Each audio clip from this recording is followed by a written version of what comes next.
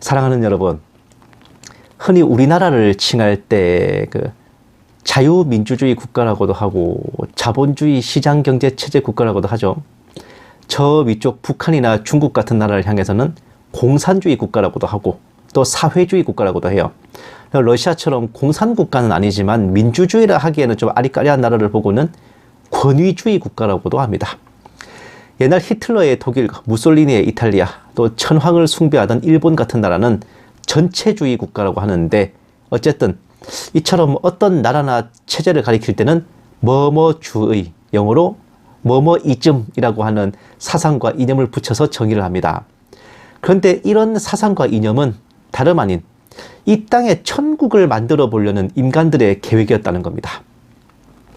여러분 모두 아시다시피 누구나 가고 싶은 곳이며 누구나 살고 싶어하는 곳을 일컬어 천국, 또 천당 혹은 낙원이라고 하는데, 단어 자체가 의미하듯이 하늘에 있는 나라란 살아서는 갈 수 없는, 즉 죽어야만 갈 수 있는 곳이에요. 그러니 하늘에 있는 천국은 이 땅에 사는 이상에는 상상밖에 할 수 없는 강철로 만든 무지개이고, 그나마 대체품으로 이 땅에서라도 천국 비스무리한 거 만들어 보려고 인간들이 발버둥 쳐온 게 노아의 홍수 이래로 모든 인간의 역사를 하겠습니다. 천국이란 말 그대로 하늘의 나라이지만 앞에 지상을 붙여서, 그러니까 천국 반대말이 지국이 아니에요. 지상천국, 지상낙원이에요. 지상낙원도이지죠, 북한. 그렇게 말하는데, 최초의 지상낙원은 아무래도 에덴 동산이겠죠. 언어와 문화권을 막론하고 이런 지상낙원을 뜻하는 단어들이 있어요.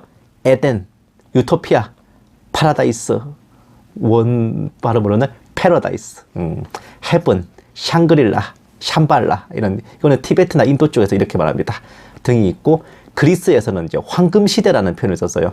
중국에서는 요순시대라는 표현, 유교에서는 공자가 이제 대동사회라는 표현을 사용했습니다. 그 모두가 이 땅을 천국으로, 또 이상향과 이상국가로 만들어 보려는 시도에서 비롯된 타이틀인데, 과연 어떤 시도들이 있었을까요? 일단 노아의 홍수 이후에 이제 여기저기 노아의 후손들이 흩어져 살기 시작했는데, 아무래도 조각조각 흩어져 있다 보면 맹수나 공룡의 위협에 시달리기 십상이고 천재지변에 대응하기도 힘들다 보니 점점점 모이기 시작했어요. 모이기에 힘써. 그 중에 유독 힘이 세고 맹수들이나 공룡들을 막 때려잡는 카리스마 넘치는 챔피언을 중심으로 모든 노아의 후손들이 교속하게 됐습니다.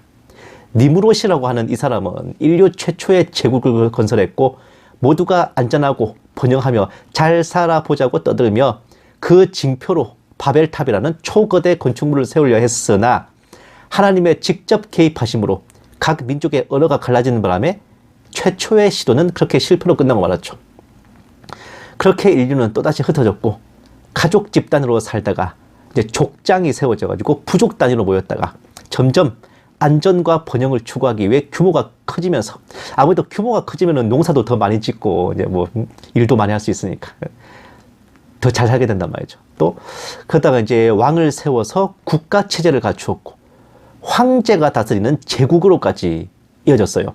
이러한 봉건 제도는 당장은 썩 나쁘지 않았지만, 문제는 영주나 왕이나 황제를 백성들이 선택할 수가 없다 보니까 성군이 나오면 다행인데 폭군이 나오면 그야말로 짓밟혀야 했습니다. 마침내 백성들은 봉건주의를 철폐하고 백성이 직접 지도자를 뽑아 세우는 민주주의를 시작했습니다. 국민이 주권을 갖고 있으니 개인의 자유는 무제한으로 보장됐어. 경제 또한 나라가 개입하지 않는 자유주의가 실시됐어. 자유방임주의라고도 합니다. 이게 자본주의로 발달했는데, 앞전에 봉건 체제 하에서 고생하던 경험 때문인지 이번에 자유민주주의 체제에서는 국가는 그저 국방과 안보와 치안 질서만 신경 써달라는 요청에 야경국가, 다른 말로 경찰국가 기능만 해줬다고요.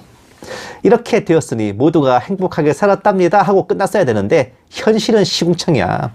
이번에는 누구는 배 터져 죽고 누구는 배고파 죽고 빈부격차가 늘어나고, 또 다치거나 아프거나 나이가 들어서 일을 할 수 없는 사람들은 속수무책으로 굶주려 했던 거예요. 누가 일하지 말고 돈 벌지 말라 그랬냐, 네가 굶는 건 네 개인의 소양이다, 네 책임이다 라는 비정함에 또다시 사람들은 고민하기 시작했어. 사람 나고 돈 났지 돈 나고 사람 났냐. 아무리 그래도 사람이 먼저다. 개인이라고는 하지만 결국은 국가와 사회의 구성원인데 저렇게 내버려 둘 수 있냐? 라는 의문에 등장한 것이 바로 사회주의입니다. 국가와 사회가 적극 개입해서 구성원들이 차별을 받거나 소외받지 않도록 손을 써야 된다는 것까지는 그럴싸했는데 문제는 여기에서도 또 오바를 하는 의견이 나왔어요. 정말 제대로 된 경제적 평등을 위해 농사짓는 땅과 물건을 만드는 공장, 즉 생산수단을 개인의 사유물로 하지 말고 국유화로, 공동소유로 해가지고 모든 사람들이 공동생산, 공동분배 하자는 개념이에요. 그게 바로 공산주의라는 거죠. 공동생산, 공산주의. 그것이 실천에 옮겨지자 집단농장이 생기고, 말 이름이야 뭐 협동농장이라고 이쁘게 말하는데 같이 농사 짓고 똑같이 배급을 받기 시작했어요. 문제는 이게 이론적으로는 진짜 그럴싸한데 네 것도 내 것도 아닌 땅에 그놈의 농사 참 잘도 해먹겠다 그죠? 일을 열심히 하든 펑펑 놀든 배급은 똑같이 받는데 뭔 성인군자라고 일을 열심히 하냐는 겁니다. 인간의 본성을 너무 무시했어. 이러니 공산주의는 안 하니만 못한 깽판이 나기 시작했고 이걸 수습하겠다고 뭘 했냐? 말 안 듣는 인민들을 바른 길로 이끌 화끈한 영도자가 등장했어요. 그 수령님 한 분을 향해 온 나라와 국민들이 머리를 조아리게 되고 말 안 듣는 누구? 반동분자들은 탄광이나 수용소로 보내버리거나 죽여버렸으니까. 이것이 바로 전체주의입니다.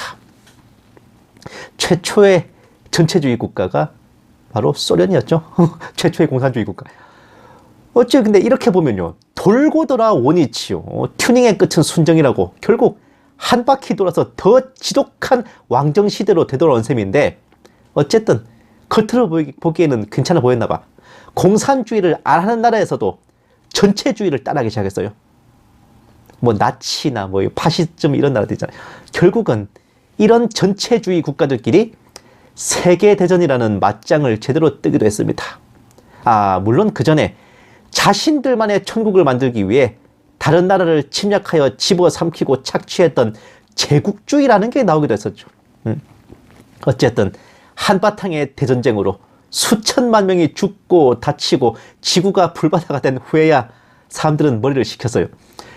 뭐든 극단적인 건 안 좋구나라는 생각에 한 가지 사상만 쭉 밀고 가는 게 아니라 이런저런 혼종을 만들어내기 시작했다고.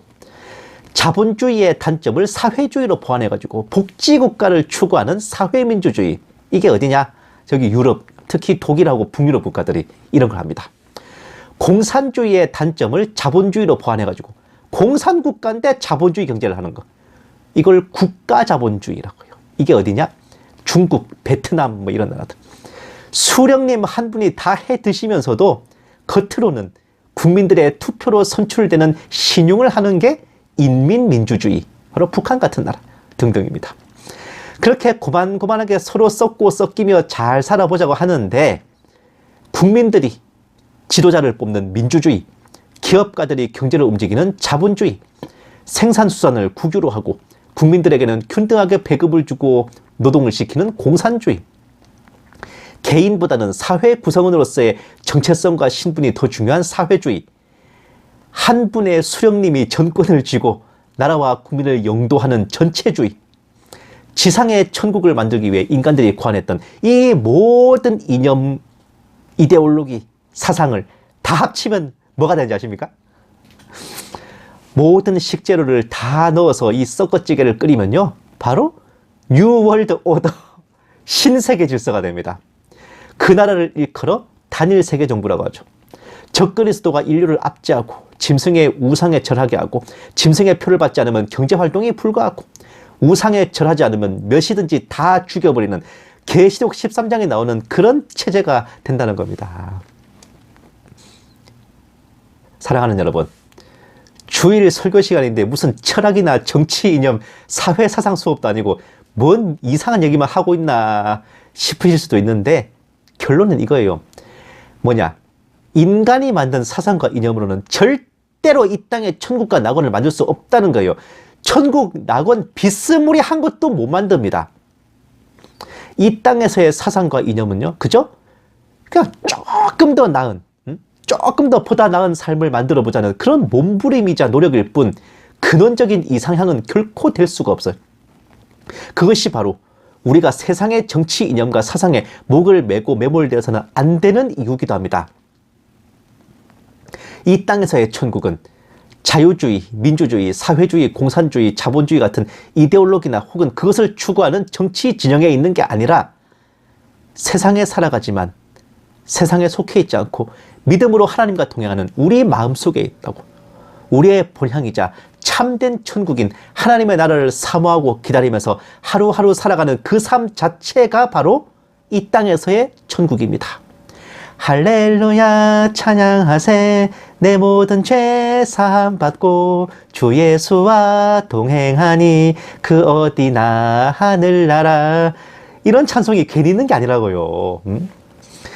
물론 어떤 사상이든 이념이든 까놓고 말해서요, 세상이 망하고 나라가 무너지고 사람들이 잘못되라고 만든 건 없어요. 나름대로 어떻게든 세상을 좀 더 좋게 바꿔보려고, 나라를 좀 더 번영하게 하고 사람들을 좀 더 잘 살게 해보려고 머리를 싸매서 연구하고 고안한 겁니다. 사상과 이념과 제도는 죄가 없어요. 다만 어떤 사람이 쓰느냐가 중요한 건데, 이 사람이라는 게 뼛속까지 전적 타락한 죄인이고 자력으로 회생 불가한 악인이라서요, 아무리 좋은 사상과 이념도 나중에는 오염시키고 최선의 제도와 시스템도 결국에는 흑화를 시키고 가장 선량한 구성원들도 끝내는 타락시키더란 말입니다. 그 오염과 흑화와 타락의 극치가 신세계 질서이고 이건 주님이 재림하셔야만 정리가 될 정도로 말이야. 그러니 또다시 우리가 깨닫는 것은 오직 하나님만이 선하시고 온전하시고 우리는요, 우리 뇌를 작동하는 걸 정지하고 하나님의 말씀을 모든 것에 우선해야 된다는 겁니다. 좌로나 우로나 치우치지 말고 모든 것을 하나님 말씀의 기준으로 판단을 하세요. 또는 허와 실을 명확히 가려가지고 매사에 헤아려 좋은 것을 취하는 것만이 이 땅에서 우리가 가장 바르고 평안하게 살아가는 길이 될 것입니다. 우리는 낙원을 꿈꾸고 천국을 꿈꾸지만 어쩌면 우리가 가장 행복할 수 있는 길은 스스로 어떻게 살아보겠다고 나대는 게 아니라 숙주에게 딱 달라붙어 있는 기생충처럼 사는 것일지도 몰라요. 주님이라는 든든한 숙주를 절대 놓치지 말고 있는 힘을 다 기울여 찰싹 달라붙어서는 진짜 천국으로 향하는 날까지 피를, 보혈을 쪽쪽 빨면서 기생충 흉내를 내는 게 가장 현명한 선택일 겁니다. 즉 패러다이스를 원한다면 패러사이트가 되라는 거예요. 주님께서는 우리가 그런 속 편안한 삶을 살 길을 십자가를 지심으로 열어주셨어요. 우리가 그렇게 살기를 바라신다고요. 우리가 앞으로 남은 삶의 모든 날 동안 해야 될 것은 주님께 꼭 달라붙어 살아가면서 슬퍼하거나 애통해하거나 혹은 헛된 것에 미혹되지 아니하고 오직 항상 기뻐하고 쉬지 않고 기도하고 모든 일에 감사하는 것이고, 노력이라도 하세요. 노력이라도 시도라도 해보라고. 그것이 우리 주 그리스도 예수 안에서 우리를 향하신 하나님의 뜻이니까 저와 여러분 모두 그 말씀 따라 평강하고 복된 은혜를 누리며 살아갈 수 있기를 주님의 이름으로 간절히 축원합니다.